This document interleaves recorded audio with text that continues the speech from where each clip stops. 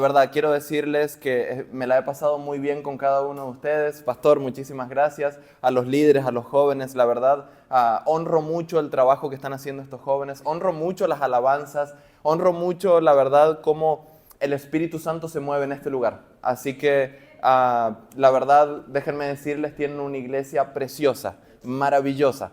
Así que, bueno, sin más preámbulos, vamos a comenzar, ¿les parece? Vamos a elevar una oración para poder iniciar de una vez por todas. Oremos. Amante Padre y Salvador que te encuentras en las alturas de los cielos, santo es tu nombre, Señor. Alabamos tu nombre en esta noche, Padre, principalmente porque nos has dado la oportunidad de poder recibir otro sábado más, Señor. Este sábado es el sábado más especial de todos, Señor, porque en estas horas sagradas, Señor, donde nuestras mentes, nuestras almas enteras pueden reposar en tus manos, Señor, nosotros, Padre, humanamente, sin ningún mérito, podemos deleitarnos en tu presencia, Señor. Gracias, Padre Santo. El sábado pasado ya pasó. El sábado que viene todavía no ha llegado, Señor. El mejor sábado de todos es este que estamos viviendo, Señor. Por eso, Padre, humildemente te damos gracias y te suplicamos que no nos dejes huérfanos en este día, que derrames tu Espíritu Santo, Señor, sobre cada alma aquí presente, principalmente por la mía, Señor, que me has encomendado esta tarea de presentar tu palabra, y no quiero ser yo, Señor, en esta noche. Apodérate de mí, Señor, unge mi cabeza con aceite, Señor, mis labios, Padre, con el poder de tu Espíritu Santo, para que sea bien glorificado el nombre de Jesús, y que tu Espíritu Santo, Señor, se mueva entre los corazones de los hermanos aquí presentes, Señor, y también te pido que puedas atravesar todas las pantallas para poder llegar a las personas que nos están viendo a través de los medios y que nos van a ver en un futuro, Señor. Por favor, Padre Santo, ten misericordia de tu pueblo, de tu iglesia, y que tu Espíritu Santo pueda llegar hasta las profundidades de nuestro corazón, Señor. Oramos con una fe y con una confianza en que tú estás con nosotros, porque te lo pedimos y te lo agradecemos todo en el bendito y santo nombre de tu Hijo amado, Cristo Jesús. Amén. Bueno, como bien dijo el hermano, ¿de qué hemos estado, qué iglesias han sido las que hemos visto en estos días? Éfeso, Esmirna y Pérgamo. Ahora yo les hago una pregunta un poquito más difícil. ¿Cuáles son las iglesias que faltan? Filadelfia, vamos en orden. Luego de Esmirna, luego de Pérgamo, ¿cuál sigue? Tiatira, Sardis, Filadelfia y Laodicea. Vamos a hacer un breve repaso antes de poder iniciar con Tiatira.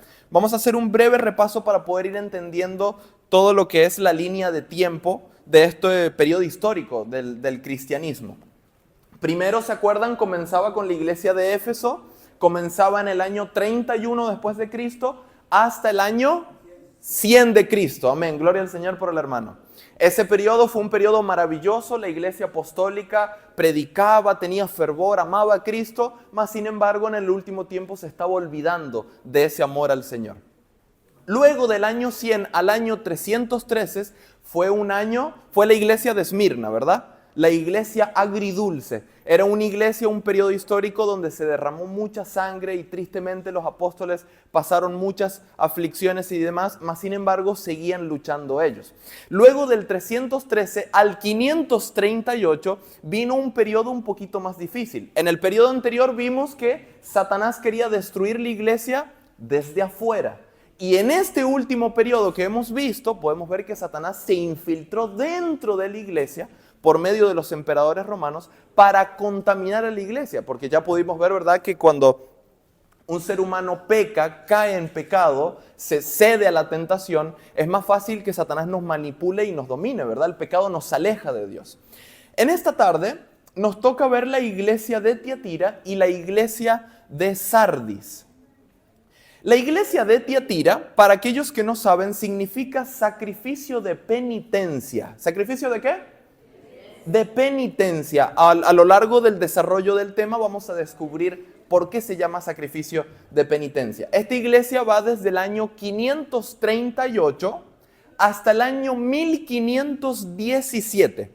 Es uno de los periodos más largos de la iglesia que ha sucedido. Y también es un periodo bastante duro que la iglesia le ha tocado suceder. Así que vamos directamente, abramos la palabra de Dios, vamos a Apocalipsis capítulo 2.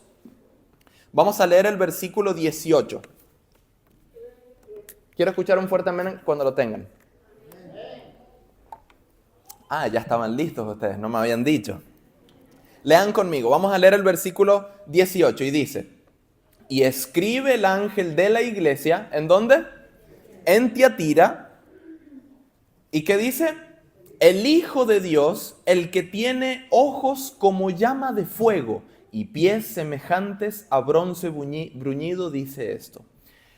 ¿Qué querrá decir cuando dice ojos como de fuego? Bueno, el Espíritu Santo lo clarifica bastante bien. El Espíritu de Profecía lo clarifica bastante bien. Quiero compartirles una cita que se encuentra en Joyas de los Testimonios, tomo 2. Y otra que se encuentra en el Conflicto de los Siglos.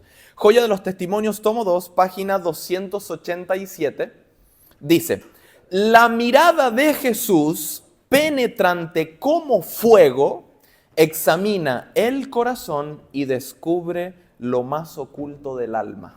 Lo más oculto del ser humano es lo que está queriendo decir. Luego, en el Conflicto de los Siglos, hay otro párrafo bien breve que quiero compartirles que dice: Cristo, con su mirada ¿de qué? De fuego, examina los libros del cielo y juzga conforme a la justicia y la misericordia. Yo les pregunto, según estas citas del Espíritu de Profecía, ¿qué es lo que hacen los ojos de fuego de Jesús? ¿Qué es lo que significa? Que examina el corazón, los pensamientos y hasta las profundidades del alma, de nuestra vida, ¿verdad? Es lo que está diciendo. Entonces, está describiendo el ángel aquí las características de Jesús.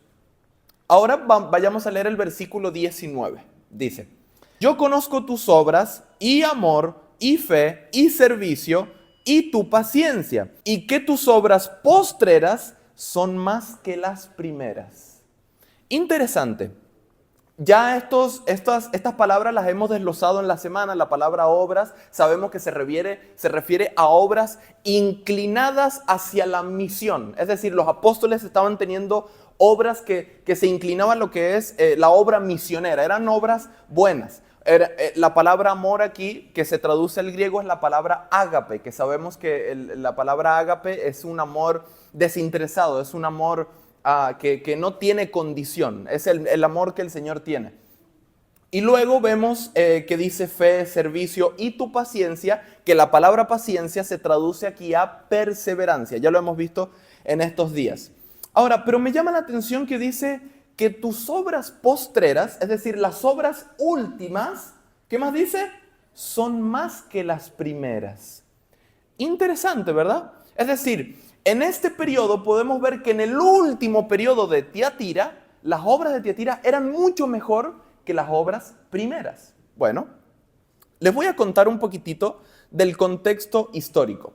A partir del 538 sucedió algo en la iglesia cristiana. Resulta que el emperador Teodosio el Grande persiguió a los cristianos que se rehusaban a guardar el domingo. ¿Se acuerdan que en el año 313 el emperador Constantino involucró a la iglesia cristiana con lo que es el poder, con el Estado, con la política, unió a la iglesia y ahí fue cuando se levantó, se promulgó el primer decreto para guardar el domingo. En el 321 fue cuando se empezó a guardar oficialmente el día domingo como el día de reposo en la iglesia cristiana. Y ahí poquitos años después fue cuando salió la iglesia católica romana, apostólica romana, ¿verdad? Ahora, a partir del 538, el emperador Teodosio el Grande comenzó una persecución ferozmente, cruelmente, una persecución masiva donde perseguían a los cristianos.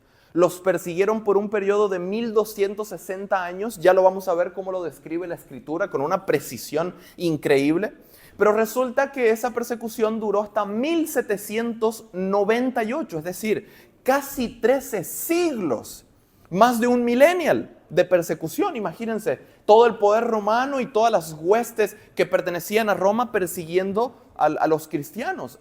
Derramaron sangre inocente. Si nosotros vamos a ver enciclopedias de historia, si nosotros vamos a ver, todo esto es historia, hermanos, ustedes lo pueden ir a buscar en internet, en videos, en enciclopedias, hay historiadores judíos, cristianos, romanos incluso, que también describen todo lo sucedido en estos 12, 13 siglos. Entonces, podemos ver que fue una persecución bastante cruel. Ahora, ¿por qué será que Jesús, por medio de Juan, aquí dice en el versículo 19, que tus obras postreras, hablando de la iglesia cristiana, los apóstoles, ¿por qué será que las obras postreras son mejor que las primeras? Bueno, resulta que en el siglo XIII, aproximadamente alrededor del 1300 después de Cristo, se levantaron unos hombres, un movimiento cristiano que comenzó a defender la verdad en periodos de mucha dificultad. Ese periodo por la Iglesia Católica fue denominado el periodo de la Santa Inquisición. ¿Lo han escuchado? El periodo de la Santa Inquisición tenía un montón de reglas. No se podía predicar de la palabra de Dios, solamente los obispos de Roma tenían la hegemonía total de la palabra de Dios. Es decir, nosotros, si estuviéramos en ese tiempo, no tendríamos el acceso a la Escritura como lo tenemos ahora. Los apóstoles de aquel tiempo no tenían ese acceso. Solamente estos obispos de Roma eran los únicos que podían leer, interpretar y modificar las escrituras. Y lo digo entre comillas, ¿verdad? Porque eso es una creencia que solamente ellos tenían. La palabra de Dios nos dice, escudriñad las escrituras, porque estas dan testimonio de mí, dice Jesús. Es decir, tenemos el mandato de escudriñar las escrituras. No necesitamos tener dones, ni intelectos, ni nada para poder entenderlas. Simplemente y únicamente necesitamos al Espíritu Santo. ¿Están conmigo? En todo este periodo de la Santa Inquisición se persiguieron ferozmente a los cristianos. Fueron muchos años de persecución. Ahora, ¿quiénes eran estos cristianos que se levantaron en el siglo XIII después de Cristo? Bueno, llamados los valdenses. ¿Alguien los ha escuchado?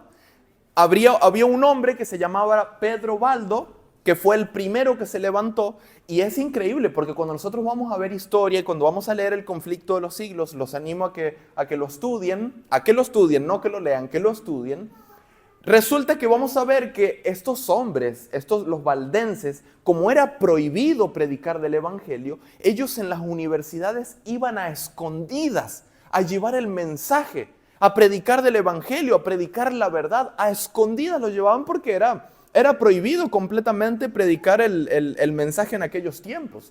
Los valdenses se caracterizaban por ser fieles a Dios. Es decir, los valdenses tenían el mismo espíritu que la iglesia del primer siglo, que la iglesia de Éfeso. Es decir, no predicaban a todo pulmón porque era prohibido, pero ellos defendían la verdad a muerte y la predicaban, aunque sea escondida, pero la predicaban. Quiero leerles ahora una cita del conflicto de los siglos. Se encuentra en el capítulo 4. El conflicto de los siglos, capítulo 4, habla justamente de los valdenses. El conflicto de los siglos, capítulo 4, dice: los jóvenes recibían la Biblia o fragmentos de ella escritos a mano. Se los enviaban a las universidades de las ciudades, donde tenían que ser agentes secretos de la verdad, dice. Se les exigía que su fe no se descubriera hasta que hubieran ganado el corazón de los demás para la verdad. Estos hombres, los valdenses, estaban haciendo una obra bastante difícil, una obra tediosa, de mucho riesgo, pero ellos tenían la valentía para hacerlo. Ellos tenían el coraje, el carácter, la determinación, y por sobre todas las cosas, el Espíritu de Dios estaba con ellos. ¿Alguien lo cree como yo lo creo? hacer una obra en aquellos periodos de la Santa Inquisición no era para cualquiera. Solamente el Espíritu Santo podía hacerla a través de ellos. Solamente. Entonces, por eso aquí Jesús, por medio de Juan, nos dice que las últimas obras eran mucho mejor que las primeras. Porque en los primeros años la iglesia cedió a las falsas creencias de Roma. Que los obispos de Roma, que los emperadores romanos comenzaron a infiltrar en la iglesia.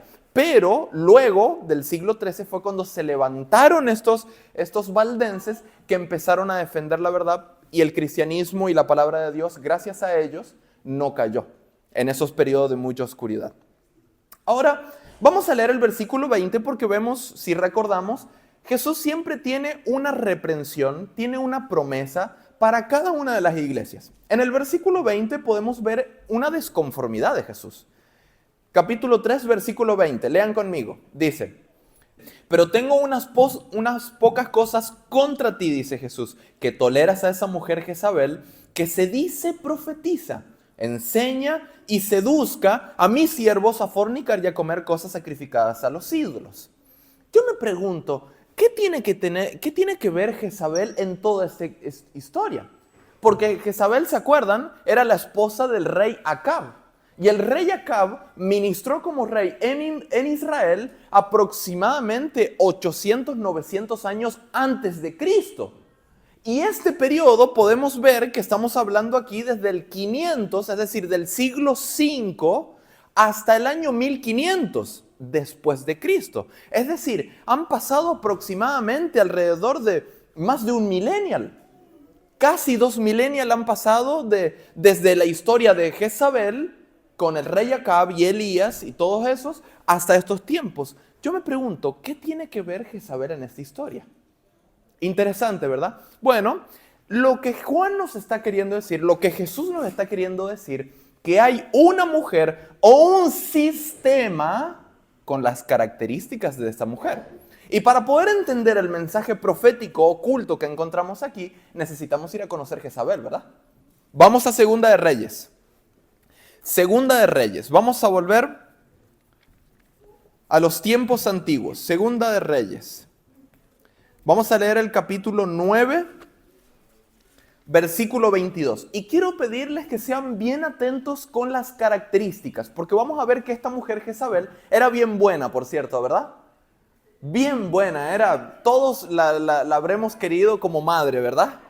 Sí, ¿verdad? No, es broma. Para aquellos que no saben, era una mujer bien temible. Yo creo que nadie se la va a querer encontrar. Lean conmigo el versículo 22. Dice: cuando vio Joram a Jehú, dijo: ¿hay paz, Jehú? Y él respondió: ¿qué paz? ¿Con las qué cosa? Fornicaciones de ¿quién? De Jezabel, tu madre, y sus muchas hechicerías. Aquí en este texto vemos 3 características fundamentales que necesitamos entender. ¿Cómo era Jezabel? ¿Era fornicaria?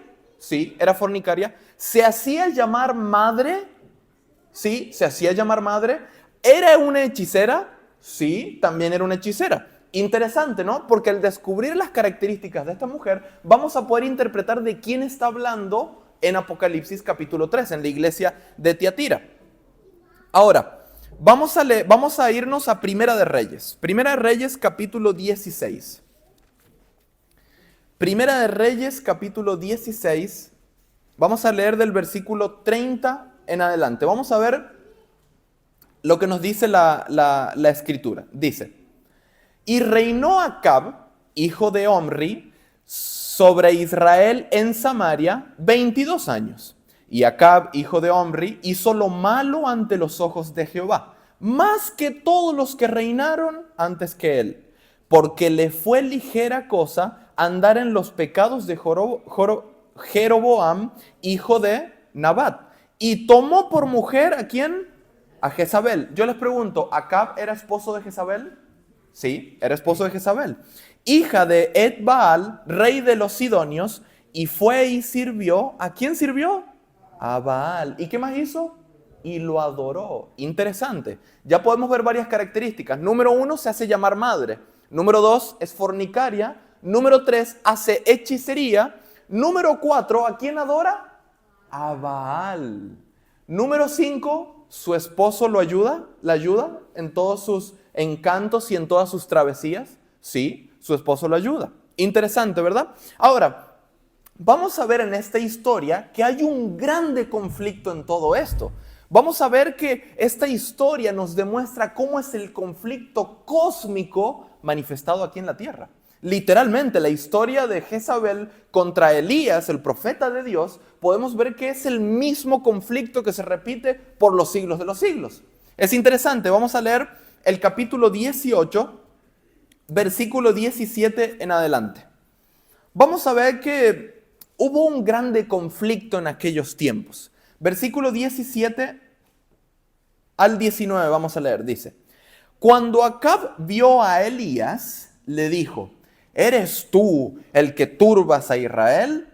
Y Elías le respondió: yo no he turbado a Israel, sino quien tú lo has turbado, y la casa de tu padre, dejando los mandamientos de Jehová y siguiendo a los Baales. Yo les pregunto, ¿hay otra característica en todo en este conflicto? ¿Elías era un profeta de Dios? Sí. ¿Era un profeta fiel a Dios? Sí. Ahora lo vamos a comprobar. Ahora yo les hago otra pregunta. ¿El rey Acab y su esposa de Jezabel se habían olvidado de los mandamientos de Dios? Sí. Es lo que dice la Escritura.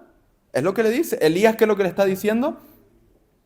Que ha dejado los mandamientos de Jehová y siguiendo a los Baales. Interesante. Esa es otra característica que tenemos que tener muy presente. Ahora, ¿qué sucedió en todo este conflicto? Bueno, resulta que en aquel tiempo el pueblo escogido por Dios se había corrompido tanto a causa de Jezabel y su esposo Acab, el rey Acab, el rey de Israel, y resulta que habían adorado, como lo dice la Escritura, a Baal. Y el pueblo de Israel había adoptado falsos profetas. Que estos falsos profetas adoraban también a Baal y a otra diosa de la fertilidad que era Acera. En total, los adoradores a Baal y los adoradores a esta diosa de la falsa diosa, ¿verdad? De Acera, eran 850 dioses de Baal.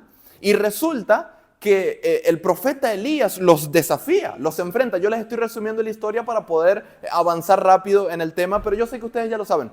Dice, los desafía a que vayan a un monte. ¿Se acuerdan cómo se llamaba?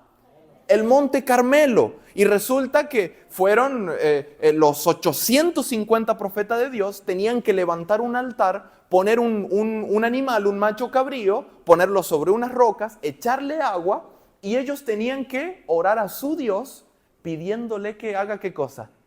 Que descendiera fuego del cielo para que consuma el sacrificio. Y Elías tenía que hacer lo mismo. Él tenía que levantar un altar, poner ahí un macho cabrío y orar a Jehová, el verdadero Dios, y también orar a Dios para que consuma el sacrificio. Es interesante porque cuando vamos a ver la historia, podemos ver que los 850 profetas de Baal bailaban, danzaban, se postraban ante su falso Dios, ¿verdad? Ante Baal, suplicándole que descienda fuego del cielo. Se cortaban, se ultrajaban las manos, derramaban sangre, hacían danzas. Era un ritual eso. Era un ritual. Y resulta que después de horas y horas y horas, descendió fuego. ¿Fue así o no? No descendió fuego, se la pasaron horas y horas y jamás descendió fuego. Hasta que llegó un momento que el profeta Elías se cansó y le dijo, ahora voy yo, dice. Ahora es mi turno, dice. Y oró Jehová y en la primera oración descendió. Esperen, me estoy adelantando una cosa. Cuando le estaban echando el agua al altar, le pide que le traigan una doble porción de agua para que se moje el macho cabrío. Y resulta que oró Jehová y en la primera oración, ¿qué creen que sucedió? ¿Descendió fuego? ¿Sí? ¿Alguien tiene que decir gloria a Dios? Gloria a Dios. Yo les pregunto, ¿Dios estaba con el profeta Elías? Sí. ¿Era un profeta que defendía la verdad? Sí. ¿Elías adoraba al verdadero Dios? Gloria al Señor. Gloria al Señor. Ahora, otra característica. ¿Esta mujer Jezabel buscaba oprimir al pueblo de Dios? Sí. Los oprimía ferozmente.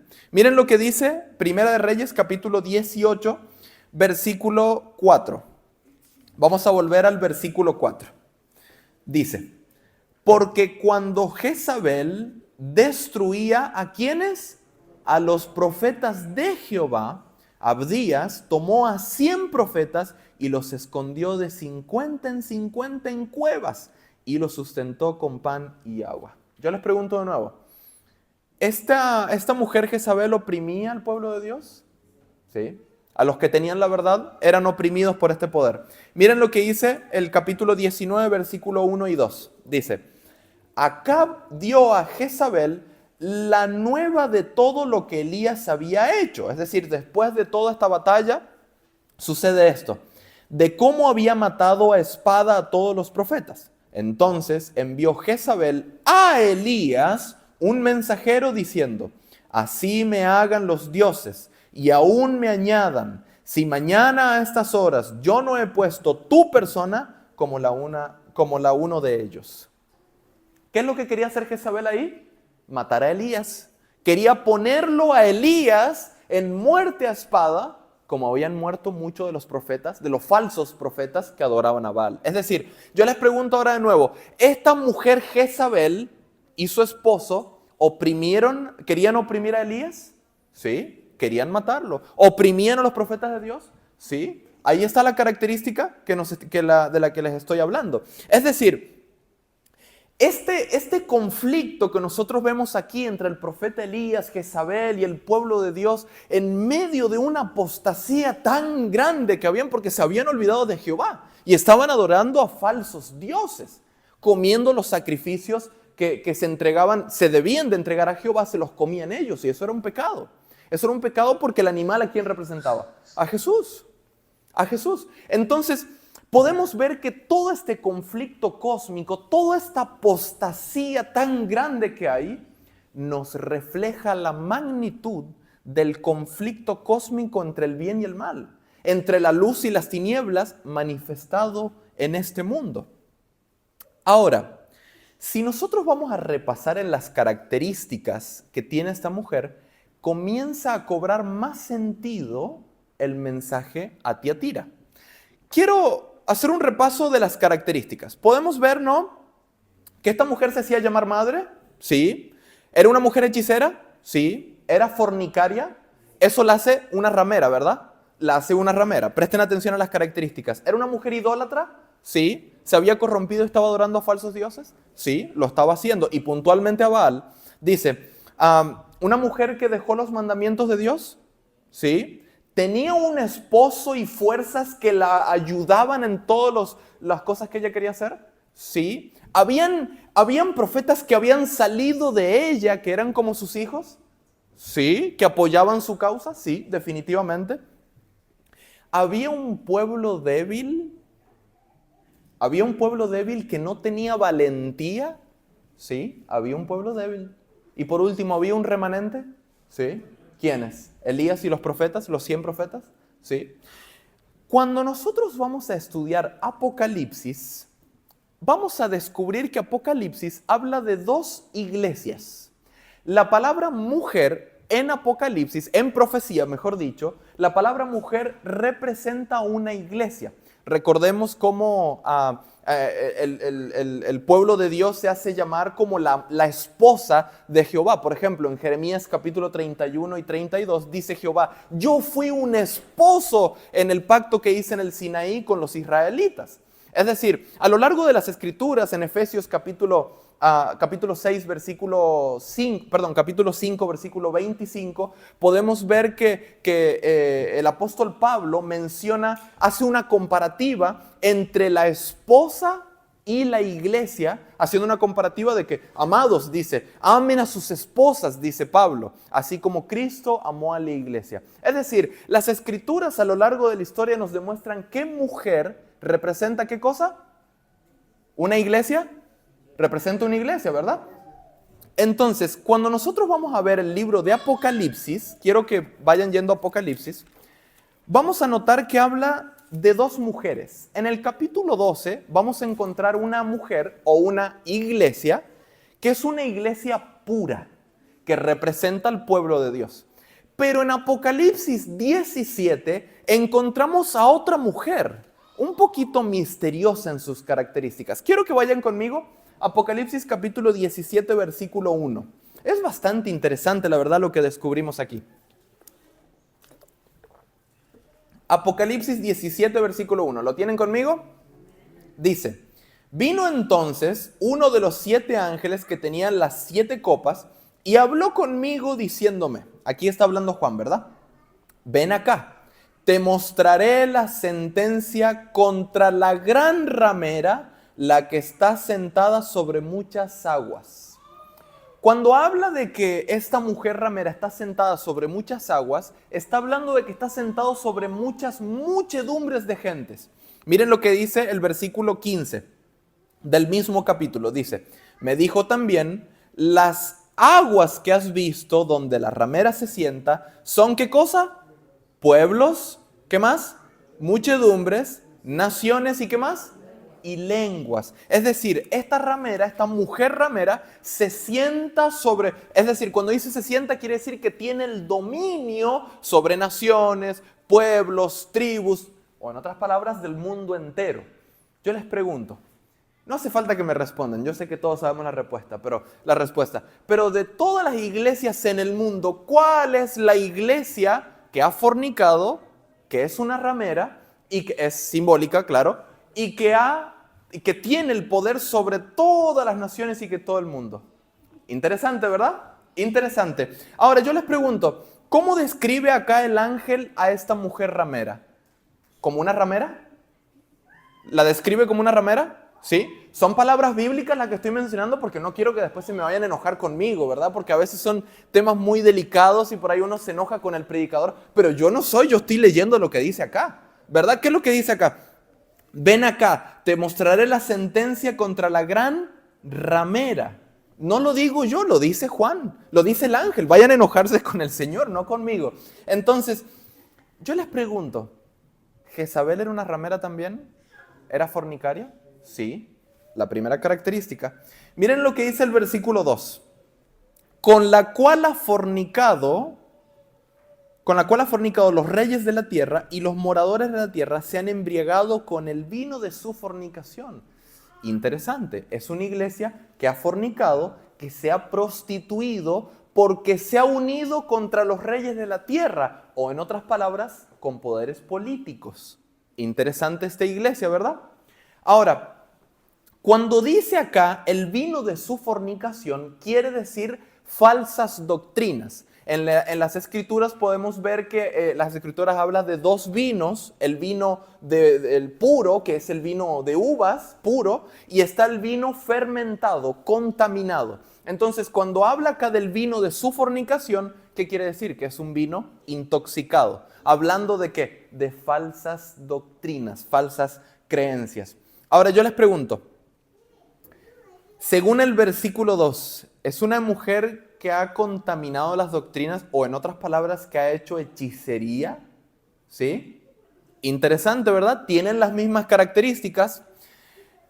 ¿Será que esta mujer también se hace llamar madre?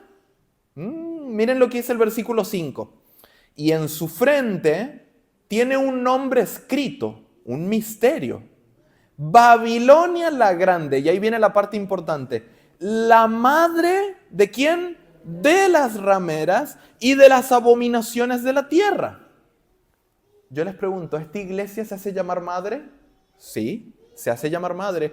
¿Tiene hijas rameritas? ¿Les podemos decir? Tiene hijas, son rameritas. Yo les pregunto, ¿Jezabel no tenía hijos falsos profetas? Sí. Interesante, ¿verdad? Es bastante clara la palabra de Dios. Ahora, ¿será que esta mujer, esta ramera, se olvidó de los mandamientos de Dios? Porque sabemos que Jezabel se olvidó de los mandamientos, ¿verdad? Se olvidó de los mandamientos. ¿Será que esta iglesia se ha olvidado de los mandamientos de Dios? Acompáñenme a Daniel capítulo 7. Daniel capítulo 7. Para aquellos que no saben, el libro de Daniel es como el hermano de Apocalipsis, es hermano de Juan prácticamente. El libro de Daniel y el libro de Apocalipsis son 2 libros hermanos que tienen que estudiarse a la par. Es decir, es como el pie derecho y el pie izquierdo. Para que los 2 caminen tienen que estudiarse a los 2 juntos. Y cuando habla acá en Daniel 7, capítulo 25, está hablando del mismo poder. Capítulo 7, versículo 25. ¿Lo tienen conmigo? Dice, y hablará palabras contra ¿quién? El Altísimo. Y a los santos del Altísimo quebrantará y pensará, y ahí viene la parte importante, en cambiar los tiempos, ¿y qué más? Y la ley. Y serán entregados en su mano hasta tiempos y medio tiempo. No se olviden estas características. Este poder, esta iglesia, pensó en cambiar los tiempos, ¿y qué más? Y la ley. ¿Y durante cuánto tiempo? Dice acá, que quebrantará a los santos del Altísimo durante cuánto tiempo? Tiempos en plural y medio tiempo. Ya lo vamos a clarificar más adelante eso. Ahora estamos viendo las características. ¿Será que tiene como un esposo que lo apoya? Sabemos que a Jezabel tenía el rey Acab que la apoyaba en todo. ¿Será que esta iglesia tiene a alguien que sustenta todas sus cosas? Sí, definitivamente. ¿Acaso Apocalipsis capítulo 13 hay dos bestias? Que bestias, para aquellos que no saben, significa poder, significa reino. Hay dos bestias, dos poderes. Número uno, el poder que sale de la tierra, hablando de Roma papal, y luego la que sale del mar y luego la de la tierra. La segunda bestia, el segundo poder de las que nos habla Apocalipsis 13, es una bestia, es un poder con imagen de cordero que tiene dos cuernos, semejantes a un cordero, pero habla como dragón, dice. Para aquellos que conocen esta profecía, ¿qué poder está hablando aquí? ¿Alguien me ayuda? ¿Estados Unidos? Estados Unidos de Norteamérica. No voy a entrar en esa profecía, yo sé que muchos de ustedes la conocen, pero ¿por qué un cordero? ¿Acaso Estados Unidos no es un país netamente protestante? ¿No es un país donde acá se promueve la libertad religiosa? Por poco tiempo, por ahora va a ser así, pero espérense un poquito más adelante. Pero ¿no será que Estados Unidos, según lo que nos dicen las profecías, van a apoyar a este poder para que vuelva a tener la misma influencia de Jezabel? ¿Sí? Acompáñenme a Apocalipsis. Vamos a volver a Apocalipsis capítulo 13. No vamos a desglosar esta profecía porque el mensaje de hoy es para el mensaje de Tiatira, pero necesito leerles al menos una cita para poder dejar más en claro esto. Vamos a leer el capítulo 13 y vamos a leer el versículo 11 en adelante. Hablando de este poder que es Estados Unidos, dice: Después vi otra bestia que subía de la tierra. Tenía dos cuernos semejantes a los de un cordero. Vamos a detenernos ahí un segundo. ¿Qué representan los cuernos? También representa un poder. ¿Cuáles son los dos poderes que tiene Estados Unidos? Bueno, poder político y poder religioso. Eso es lo que representan los cuernos. Continuemos leyendo. Dice: Pero hablaba como dragón y ejerce toda la autoridad de la primera bestia. ¿Quién es la primera? Roma papal. Roma papal. Dice, y ejerce toda la autoridad de la primera bestia en presencia de ella y hace que la tierra y los moradores de ella adoren ¿a quién? A la primera bestia, cuya herida mortal fue sanada.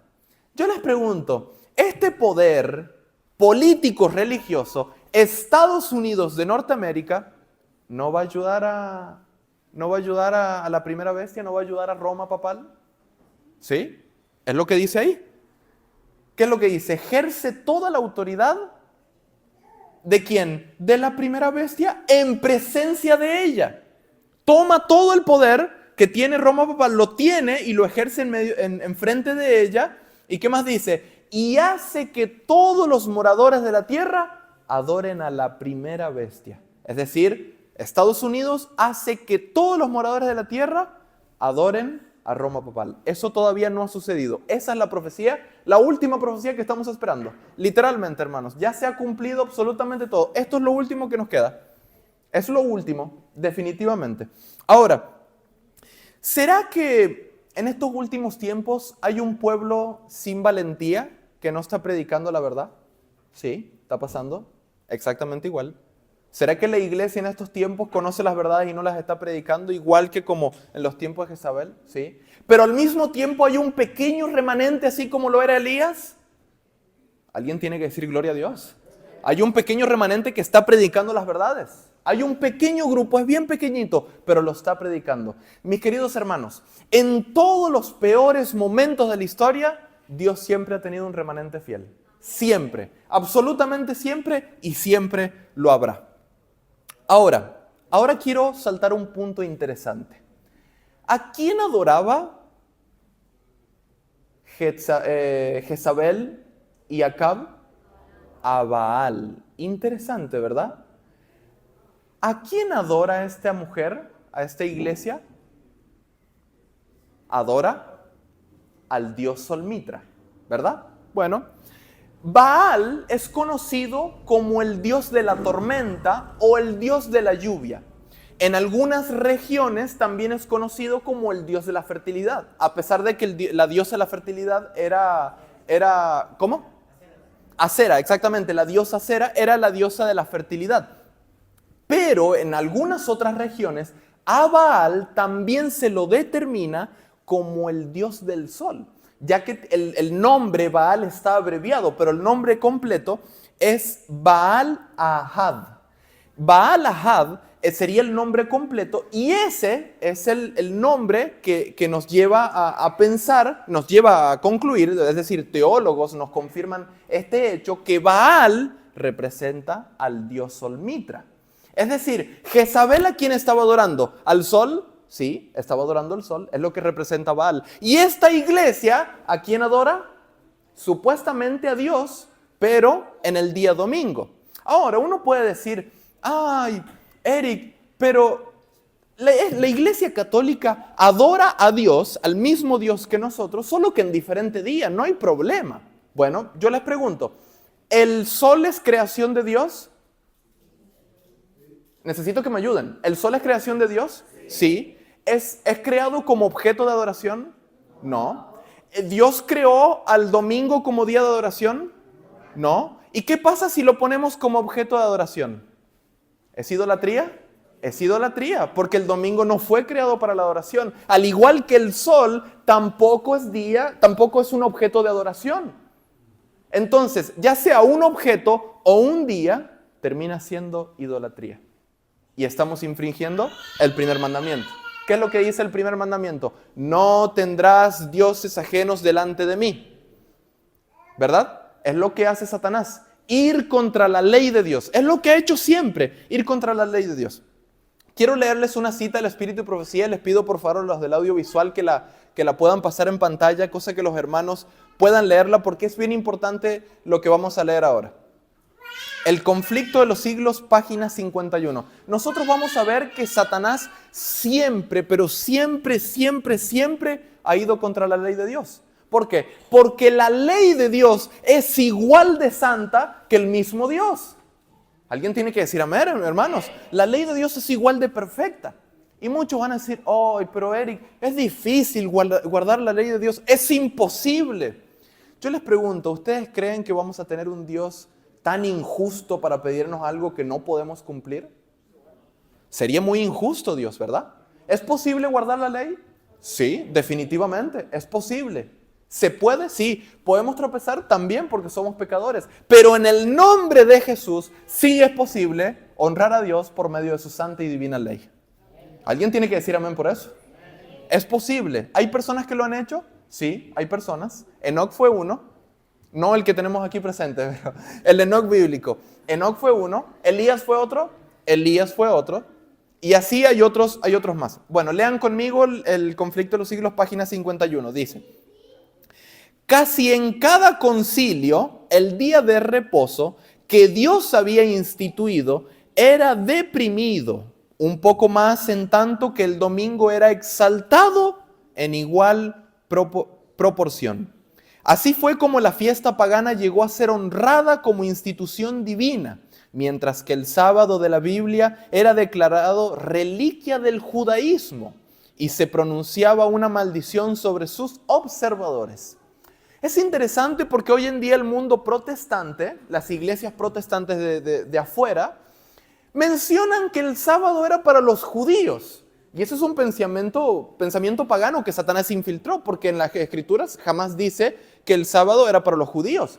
El sábado, ¿por qué está? porque es una institución, un monumento que Dios levantó y que se va a guardar por la eternidad, nos dice Isaías. Por la eternidad, el sábado está de tapa a tapa en las Escrituras. Es una doctrina que la vemos en los 66 libros. Dios descansó ese día y no precisamente porque estaba cansado, sino porque es un día para adoración. Es como el sello santo que le puso Él a su creación. Nos recuerda que tenemos un Dios. Por tanto, eso lo hace imposible de ser abolido. Yo en las Escrituras no encuentro ni en ningún solo lugar que Dios diga, voy a cambiar el sábado al domingo. No lo encuentro. Son todas creencias que provienen ¿de dónde? De Roma. Provienen de Roma, de estos falsos dioses como Baal. Quiero leerles ahora el siguiente párrafo del Conflicto de los Siglos, página 51, pero el siguiente párrafo dice: en el cuarto mandamiento, Dios ha dado a conocer como el creador de los cielos y de la tierra, y distinto por lo tanto de todos los dioses falsos. Como monumento conmemorativo de la obra de la creación, fue santificado el día séptimo como día de descanso para el hombre. Estaba destinado a recordar siempre a los hombres que el Dios viviente es fuente de toda existencia y objeto de reverencia y adoración. Satanás se esfuerza para disuadir a los hombres de que se sometan a Dios y obedezcan su ley. Por lo tanto, dirige sus golpes especialmente contra el cuarto mandamiento, que presenta a Dios como el creador. Interesante, ¿verdad? Satanás lo que quiere hacer, lo que ha hecho siempre es atacar la ley de Dios y puntualmente el cuarto mandamiento. ¿Por qué? Porque nos recuerda que tenemos un creador y tenemos que adorarlo. Alabado sea el Señor. Alabado sea el Señor. Ahora, yo les pregunto, ¿qué mandamientos fue los que cambió Roma? Porque se acuerdan que leímos que esta iglesia, este poder, este sistema, había pensado en cambiar los tiempos y la ley. Yo les pregunto, ¿cambió los tiempos? ¿Sí? ¿No cambió el calendario? Antes era el calendario hebreo, el calendario lunar, solar y lunar, y ahora es el calendario gregoriano. ¿Y quién era Gregorio? Un emperador romano. Interesante, ¿verdad? ¿Cambió los tiempos? Sí, cambió los tiempos. ¿Cambió la ley? Sí, cambió la ley. ¿Qué ley cambió? ¿Qué mandamientos? El cuarto mandamiento pasó del sábado al domingo y el segundo mandamiento, la adoración a las imágenes. Eso es un mandamiento bíblico y este sistema, este poder, lo quitó y puso otro mandamiento. Interesante. Otra característica que vemos entre Jezabel y este sistema de la Iglesia Católica que surgió después de la caída del Imperio Romano en el 478, otra característica es que Jezabel derramó sangre inocente. ¿Sí? Derramó sangre inocente. ¿Esta iglesia derramó sangre inocente? Sí. Tristemente derramó sangre inocente. Volvamos a Apocalipsis 17. Apocalipsis 17, versículo 6. Dice: vi a la mujer ebria, ¿de qué cosa? De la sangre de los santos y de la sangre de los mártires de Jesús. Y cuando la vi, quedé asombrado con gran asombro. Me encanta cómo lo dice Juan, asombrado con gran asombro. Esta iglesia, este poder, la iglesia apostólica romana, lo que ha hecho es perseguir a los santos del Señor y derramar sangre inocente.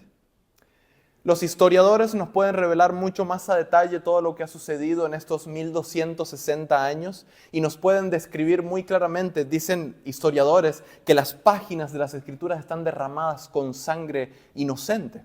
Este poder ha derramado sangre humana, gente, mártires de Jesús. Ahora, ¿qué representan la profecía que mencionamos recién de tiempo, tiempos y la mitad de un tiempo? Un tiempo representa un año. Tiempos representa 2 años. ¿Y medio tiempo? Medio año, ¿verdad? En total serían 3 años y medio, ¿verdad? Ahora, Eric, pero ¿cómo será que tiempos precisamente son 2 años? Porque pueden ser 3, ¿verdad? O pueden ser 4. Bueno, cuando nosotros vamos a ver el idioma original, en este caso es el arameo, porque está en Daniel 7, podemos ver que la palabra tiempo es idán. Y la palabra tiempos es idanín, que está hablando puntualmente de una palabra dual. Es decir, está hablando de 2 años, no está hablando de 3. Entonces, con este argumento bíblico, confirmamos que en total serían 3.5 años, 3 años y medios. Ahora, eso nos demuestra, Apocalipsis capítulo 13 también, que durante tiempos y la mitad de un tiempo, esta iglesia persiguió a los santos. Ahora yo les pregunto, ¿cuánto tiempo hubo sequía en el pueblo de Israel?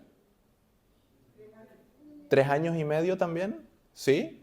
¿Quieren ver las casualidades bíblicas? Vamos a Santiago. El apóstol Santiago nos describe precisamente el tiempo, sin margen de error. Santiago capítulo 5, versículo 17. Elías era hombre sujeto a pasiones semejantes a las nuestras, y oró fervientemente para que no lloviese, y no llovió sobre la tierra por 3 años, ¿y cuánto?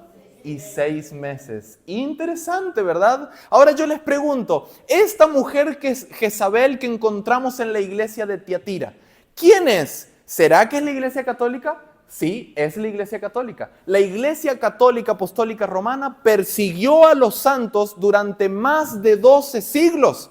Ahora, y no me malinterpreten, yo no tengo nada contra la iglesia católica.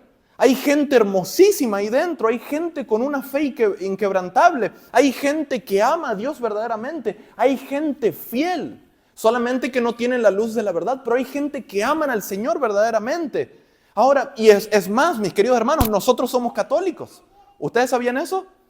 Nosotros somos católicos. La palabra católico significa global. Yo les pregunto, ¿somos globales? Sí, somos globales. Estamos en todo el mundo. Les pregunto, ¿somos iglesia apostólica también? Sí, definitivamente. Porque entendemos que Jesucristo fundó a la iglesia con una base de 12 apóstoles.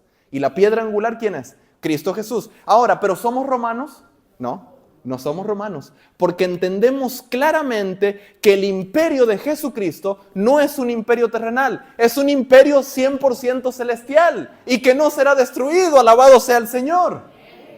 Gloria a Dios, gloria a Dios. Adoramos un Dios que tiene un imperio celestial, que jamás caerá, jamás podrá ser derribado.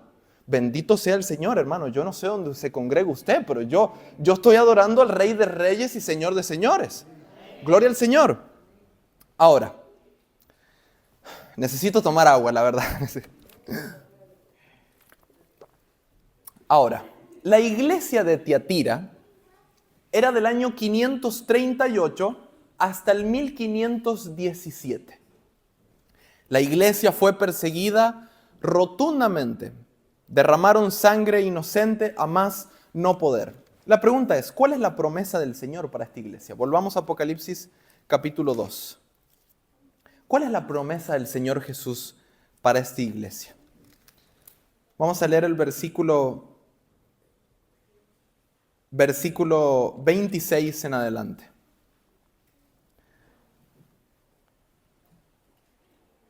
Dice, al que venciere y guardare mis obras hasta el fin, yo le daré autoridad sobre las naciones y las regirá con vara de hierro y serán quebradas como vaso de alfarero, como yo también la he recibido de mi Padre, y le daré la estrella de la mañana.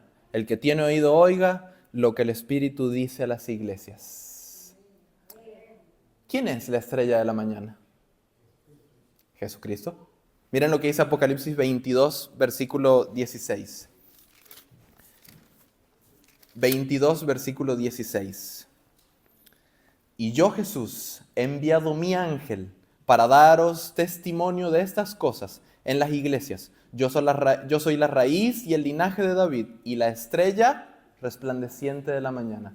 ¿Qué es lo que está queriendo decir Jesús ahí? El que venciere le daré de mí mismo, le daré de mi carne. El que venza en este periodo de dificultad, el que me sea fiel y guarde mi ley, ese podrá estar conmigo por una eternidad. Bendito sea el Señor, ¿verdad? Dios le da la oportunidad incluso a estos herejes, a estos emperadores, a que se vuelvan a Él, a que se arrepientan. Ahora, no tenemos mucho tiempo, pero muy resumidamente quiero cubrir la iglesia de Sardis. La iglesia que le sigue es la iglesia de Sardis. La palabra iglesia se llama escapando. Perdón, la palabra Sardis, cuando la traducimos al idioma original, significa escapando. Y la iglesia de Sardis va desde el 1517 a 1833. Vamos a leer el versículo 1, 2 y 3 para poder entender un poquito. Dice, escribe el ángel de la iglesia en Sardis, el que tiene los 7 espíritus de Dios y las 7 estrellas, dice esto. Yo conozco tus obras, que tienes, ¿qué dice? Nombre de que vives, pero estás muerto. Es decir, esta iglesia de Sardis tiene una apariencia de que está viva, pero está muerta. Interesante. ¿Qué dice el versículo 3? Acuérdate pues de lo que has recibido y oído y guárdalo. Arrepiéntete pues, si no velas, vendré a ti como ladrón y no sabrás a qué hora vendré sobre ti. Ahora, ¿qué es lo que sucedió en aquel tiempo? ¿Por qué será que tiene una apariencia de que está viva y está muerta? Y después dice que Dios no halló las obras perfectas en este periodo de la historia. Bueno, les voy a contar un poquito el periodo histórico. Cuando finalizó la iglesia de Tiatira en 1517, ese mismo año se levantaron un grupo de reformadores. No sé si han escuchado por ahí al nombre de Martín Lutero, ¿sí? Martín Lutero fue un reformador, un monje alemán que se levantó en el 1517 cuestionando ciertas doctrinas y creencias que la Iglesia Católica tenía. No solamente se levantó él, sino que estaba Juan Eck, estaba Juan Calvino, habían muchos que se levantaron junto con él para poder reformar todo el cristianismo. Resulta que a Martín Lutero en aquel tiempo, una de las doctrinas que más le habían indignado era la venta de indulgencias. Como ya saben, la Iglesia Católica Apostólica Romana cree en el purgatorio. Es decir, esa doctrina, ¿de qué se trata? De que antes de ir al cielo o antes de ir al infierno, uno tenía que pasar, no sé, aproximadamente 30, 40 años por el purgatorio. ¿Para qué? Para purgar sus pecados. Y eso, cuando nosotros vamos a ver las Escrituras, eso es antibíblico. Eso no se encuentra ni en el Antiguo Testamento ni en el Nuevo Testamento. Por ende, eso fue lo que cuestionaba Martín Lutero. Martín Lutero, este reformador, se levantó y dijo, ¿qué están haciendo estos? Porque lo que hacía la Iglesia Católica era poder acortar ese periodo de tiempo con unas ventas de documentos. Es decir, estos papas lo que hacían era venderle un documento, colocarle un sello y vender este documento y decirle, ustedes al comprar este documento, ustedes se pueden quitar tiempo en el purgatorio para poder llegar al cielo más rápido. Es decir, es una creencia completamente antibíblica. Y cuando Martín Lutero con los reformadores descubrieron estos, Martín Lutero escribió 95 tesis y es tan impresionante. Martín Lutero tenía un carácter fuerte. Tenía un carácter fuerte. Él se enfrentaba con ellos. Él no tenía miedo. Y resulta que Martín Lutero lo que hizo fue ir y clavarlos en la iglesia de Wittenberg, que eso queda en Alemania. En la puerta de la iglesia del castillo clavó las 95 tesis. Y desde ahí hubo un gran conflicto entre la iglesia católica y estos reformadores, ¿no? Ahora, me voy a saltear el espíritu de profecía porque ya estamos en tiempo, la verdad. Yo sé que más de ustedes conocen esta historia. Pero ¿por qué será que el Señor le dice acá, no he hallado tus obras perfectas delante de Dios? Resulta que estos reformadores, ellos sí fueron usados por el Señor, pero no recibieron toda la luz de la verdad. ¿Ustedes saben que Martín Lutero y estos reformadores seguían guardando el domingo? Estos reformadores no habían tenido la luz plena de la verdad. Es decir, los reformadores no tenían todavía la capacidad para poder honrar al Señor bíblicamente. No tenían toda la luz de la verdad. Es decir, ellos tenían errores en su carácter incluso también. Les cuento algo, Martín Lutero bebía alcohol. Él tomaba cerveza que la fabricaba su propia esposa. Él se tomaba sus vinos y fermentados, no estamos hablando de uvas. Él tenía defectos de carácter, era muy impulsivo también. Martín Lutero, él al inicio toleraba a los judíos, pero ya después de un tiempo no los toleró más y los enfrentaba, los perseguía. Y así todos los reformadores tenían sus defectos de carácter porque no recibieron todavía toda la luz de la verdad. Entonces, lo que el Señor les dice acá, en el versículo 3, dice: acuérdate pues de lo que has recibido y oído y guárdalo y arrepiéntete. Pues si no velas, ¿qué más dice? Vendré sobre ti, ¿y qué más dice? Como ladrón, y no sabrás a qué hora vendré sobre ti. ¿Qué representa velar en la Biblia? Apartar un tiempo para Dios, para la oración, para estar consagrado al Señor. Lo que el Señor le dice: si tú no te sigues consagrando a mí, a los reformadores le dice: si ustedes no se siguen consagrando a mí, ustedes van a perder todo lo que les he dado. Arrepiéntanse, sigan entregándose a mí, velen, oren, que yo les quiero seguir dando luz. Pero resulta que estos reformadores nunca llegaron a conocer la luz plena de la verdad. Nunca llegaron a conocerla. Ahora, hay un periodo post-reforma, que esto sí lo quiero mencionar antes de finalizar el tema. El 1 de noviembre de 1755, es decir, ¿en qué año se levantó Martín Lutero? 1517.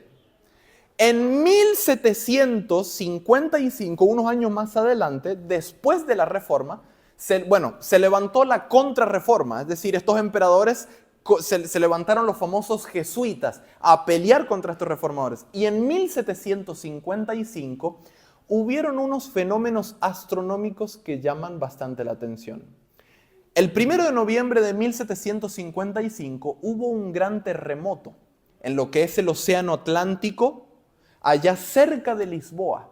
Resulta que este terremoto fue de magnitud de 9.0, casi 9.0, y eso lo que, al ser en el Océano Atlántico, a las costas de Lisboa, Portugal, lo que hizo fue ocasionar tsunamis en España, en Portugal y en todas las ciudades de alrededor. Y resulta que ese terremoto fue la apertura del sexto sello que encontramos en Apocalipsis capítulo 6.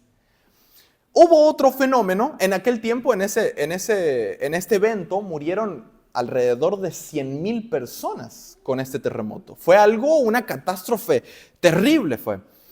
El 18 de mayo de 1780 se cumplió otra profecía, que es el día oscuro. Ese fue el día donde la luz del sol no salió, y ese mismo día la luz de la luna se oscureció. Se puso roja como tela de silicio. Es decir, fueron fenómenos impresionantes. Y en 1833 hubo una lluvia de estrellas.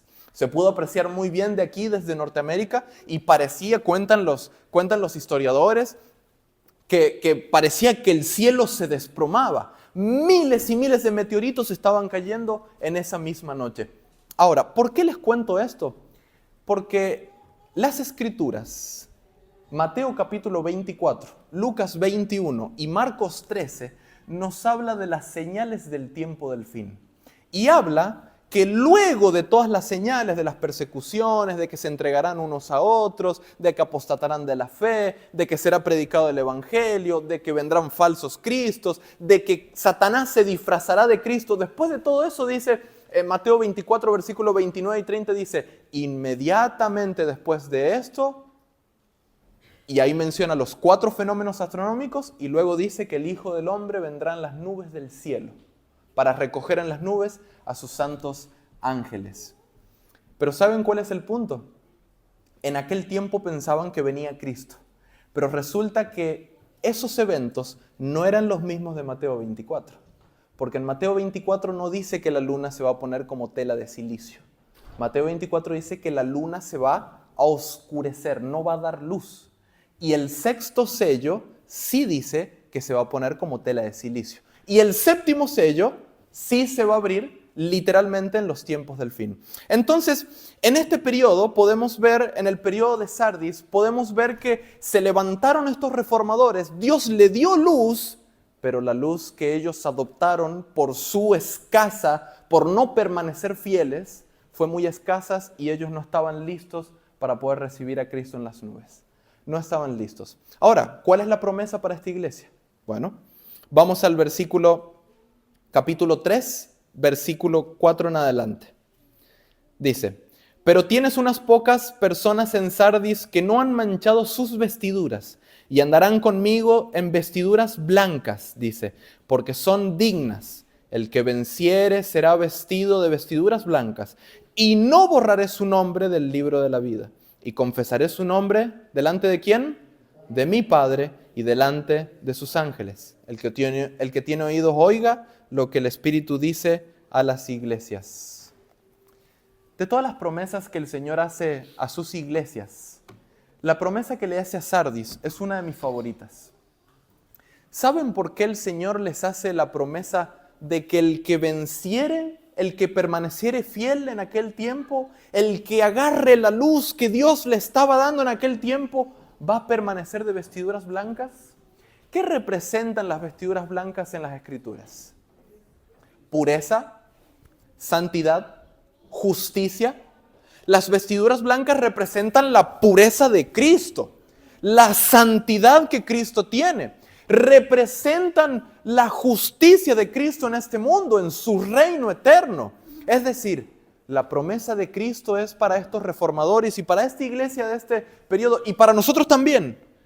Es que si nosotros permanecemos fiel, nosotros podemos ser vestidos de vestiduras blancas. Podremos ser santos, justos delante de Dios. Podemos ser completamente transformados, sin mancha, sin pecado. Alabado sea el Señor. Alabado sea el Señor. ¿Los reformadores tenían problemas? Sí tenían problemas.